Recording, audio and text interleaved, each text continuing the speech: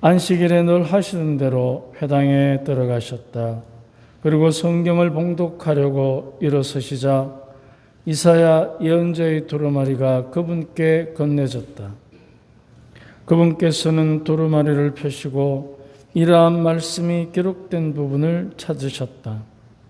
주님께서 나에게 기름을 부어주시니 주님의 영이 내 위에 내리셨다.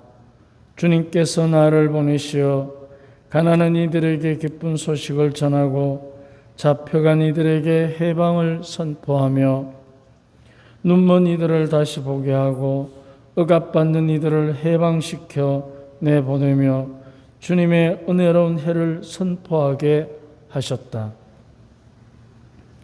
예수님께서 두루마리를 받아 마라 시중되는 이에게 돌려주시고 자리에 앉으시니 회당에 있던 모든 사람의 눈이 예수님을 주시하였다. 예수님께서 그들에게 말씀하기 시작하셨다. 오늘 이 성경 말씀이 너희가 듣는 가운데에서 이루어졌다. 그러자 모두 그분을 좋게 말하며 그분의 입에서 나오는 은총의 말씀에 놀라워하였다. 그러면서 저 사람은 요셉의 아들이 아닌가 하고 말하였다. 예수님께서는 그들에게 이르셨다. 너희는 틀림없이 의사야 내 병이나 고쳐라 하는 속담을 들며 내가 카파르나움에서 하였다고 우리가 들은 그 일들을 여기 내 고향에서도 해보아라 할 것이다. 그리고 계속 이르셨다. 내가 진실로 너희에게 말한다. 어떠한 예언자도 자기 고향에서는 환영을 받지 못한다. 내가 참으로 너희에게 말한다. 3년 6개월 동안 하늘이 닫혀 온 땅에 큰 기근이 들었다. 엘리야 때에 이스라엘에 과부가 많이 있었다. 그러나 엘리야는 그들 가운데 아무에게도 파견되지 않고 시돈 지방 사렙다의 과부에게만 파견되었다. 또 엘리사 예언자 시대에 이스라엘에는 나병 환자가 많이 있었다. 그러나 그들 가운데 아무도 깨끗해지지 않고 시리아 사람 나아만만 깨끗해졌다. 회당에 있던 모든 사람들은 이 말씀을 듣고 화가 잔뜩 났다. 그래서 그들은 들고 일어나 예수님을 고을 밖으로 내몰았다. 그 고을은 산 위에 지어져 있었는데 그들은 예수님을 그 벼랑 끝까지 끌고 가 거기에서 떨어뜨리려고 하였다. 그러나 예수님께서는 그들 한가운데를 가로질러 떠나가셨다. 주님의 말씀입니다.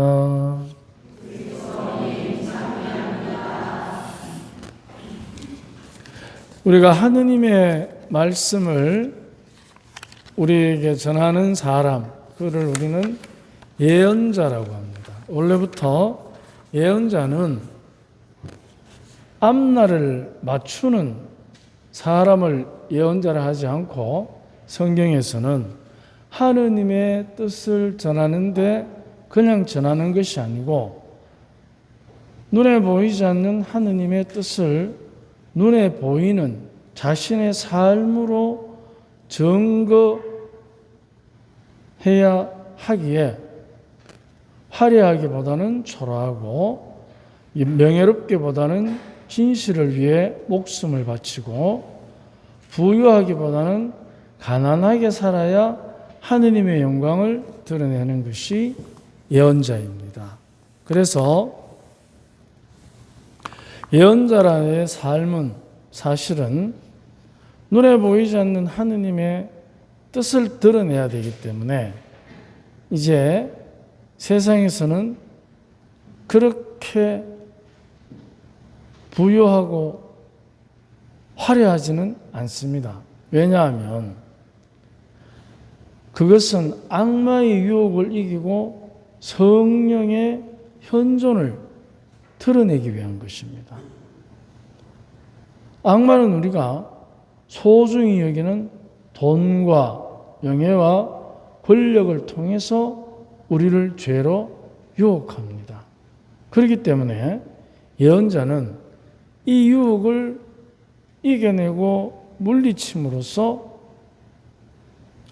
하느님께서 우리와 함께 하시는 표시를 자기의 삶을 통해서 드러내고 나아가서 세상 사람들처럼 돈과 명예와 권력에 휘둘리게 되면 결국 하느님의 뜻보다는 세상 사람들의 뜻이 더 중요하게 여겨져서 결국은 유혹받는 순간들이 오기 때문에 스스로가 절제하고 스스로가 조심하는 그런 삶을 살아가는 것입니다.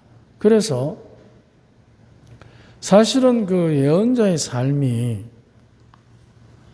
겉으로 보기에는 초라하고 가난하고 힘들어 보이는데 그런데 그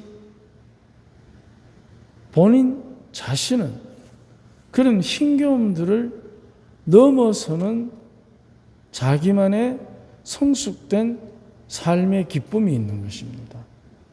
그렇기 때문에 그 자기만의 성숙된 삶의 기쁨을 다른 것이 아닌 하느님 안에서 누리고 살려면 자기 스스로가 삼고 조심하고 절제해야 되기 때문에 그 가운데 행복을 찾는 사람입니다. 그래서 우리가 객관적으로 이렇게 볼 때는 좀 불행한 삶 같습니다. 부유하지도 못하고 화려하지도 않고 명예를 탐내서도 안 되고 그런 여러 가지의 제약적인 것들이 많이 있는데 우리가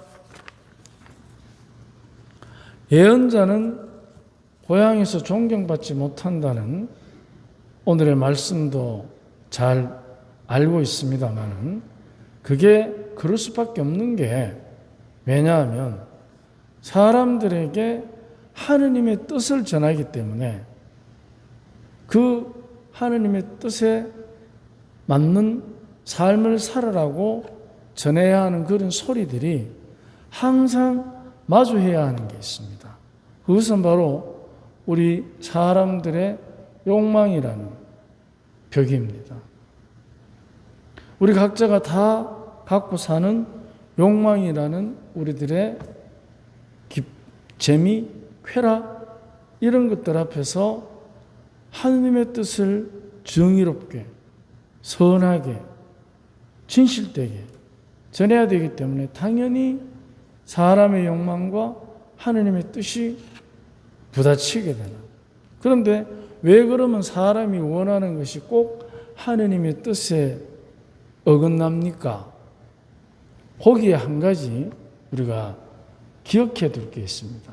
우리도 살다 보면 내가 하고 싶은 대로와 하느님께서 하느님 뜻 안에서 해야 할 바가 부딪힐 때가 있습니다. 그럴 때 우리는 어려움도 느끼고 양심의 가책도 느끼고 또 유혹도 느낍니다. 그럴 때 한 가지 이제 우리가 잊지 말아야 할 것은 내가 하고 싶은 대로와 하느님께 뜻 안에서 해야 할 바가 충돌을 일으킬 때 서로 반대로 가는 것처럼 느껴질 때는 내가 지금 하고자 하는 것이 사랑이 아니라는 증거가 됩니다. 사랑이 아니라는 것입니다. 왜냐하면 우리는 누구나가 뭔가를 하고 싶어하는 우리들 안에서부터의 의욕은 다 가지고 있습니다. 하고 싶은 대로 하느냐, 하느님께서 원하시는 해야 할 바를 하느냐, 단지 이게 차이가 납니다. 누구든지 우리는 의욕은 다 갖고 있습니다.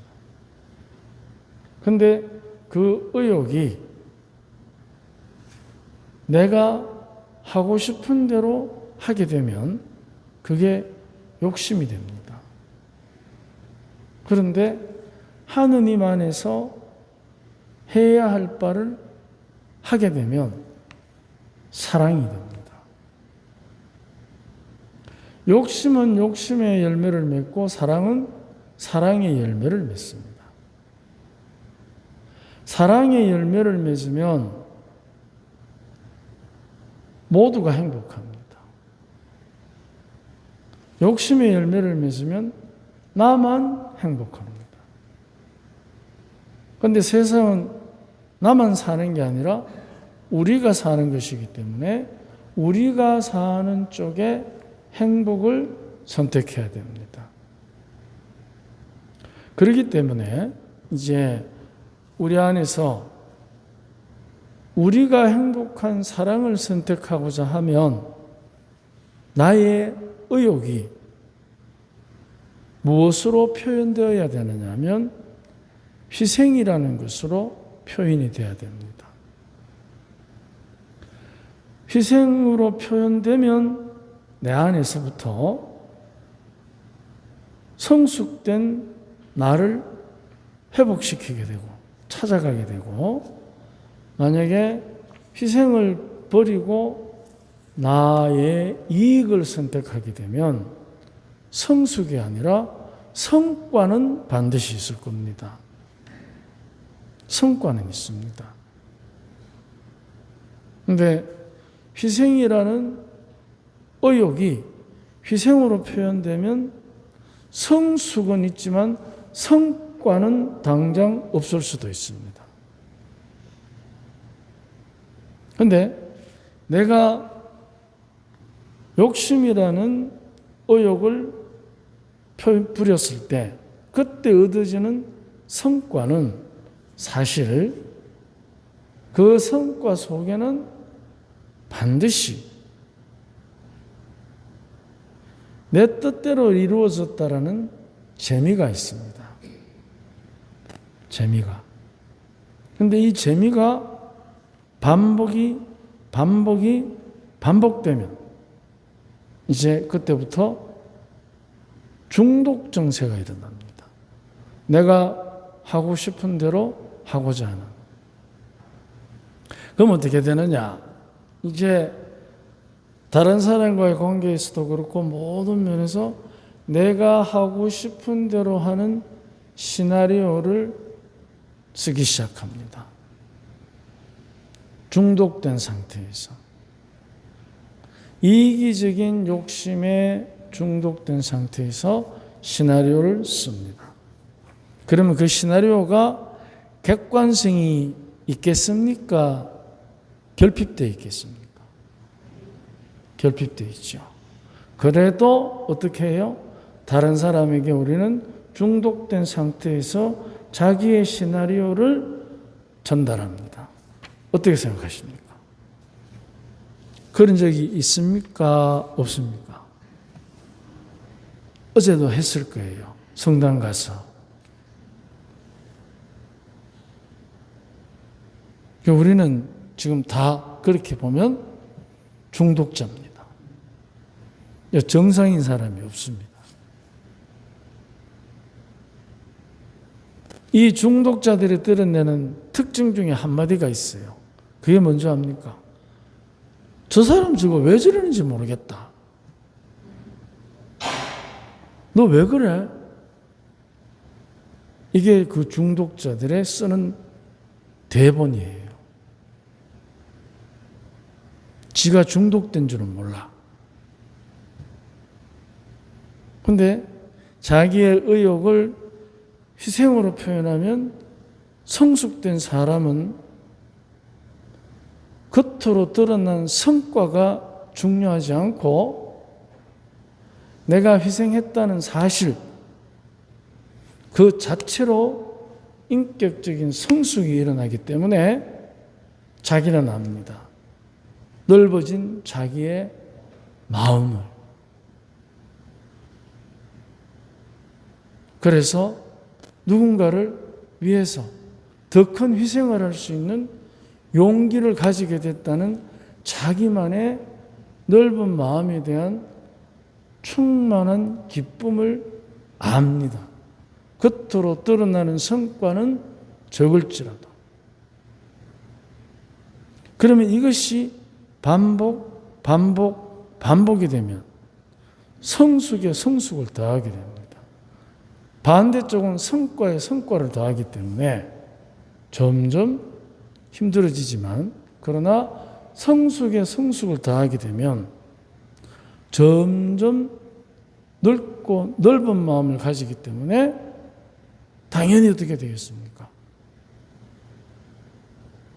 성과가 중요한 것이 아니고 성숙된 사랑이 중요하게 되는 것입니다. 성과를 중요시하게 여기되는 고향에서는 성과가 없으면 비난합니다. 오늘 복음에 그대로 드러납니다. 해봐라. 성과. 근데 성숙된 사랑의 넓은 마음을 지향하는 예수님, 하느님, 성령의 뜻의 고향에서는 성과보다 더 중요한 것이 성숙된 인격입니다. 그래서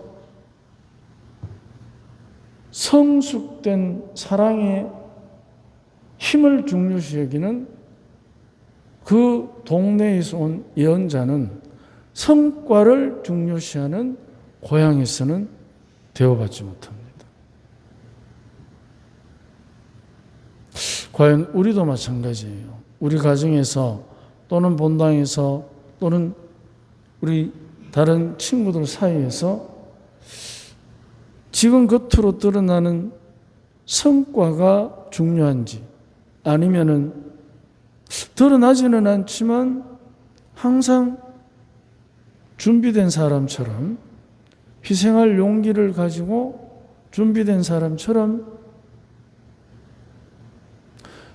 성숙된 사랑의 힘을 가진 사람하고 누가 우리는 더 우리 가정을 풍요롭게, 내가 속한 공동체를 활기차게 만들지 잘 한번 묵상해 봅시다. 그래서 여러분과 나눠드린 강론지에 보면 긍정의 예언자, 삶이 항상 꽃길이 되기를 바란다면 먼저 흙길을 보면 씨앗을 뿌리고 풀길을 보면 물을 주고 가꾸십시오. 그러면 그대의 긍정으로 모두가 꽃길을 걸을 것입니다. 아멘.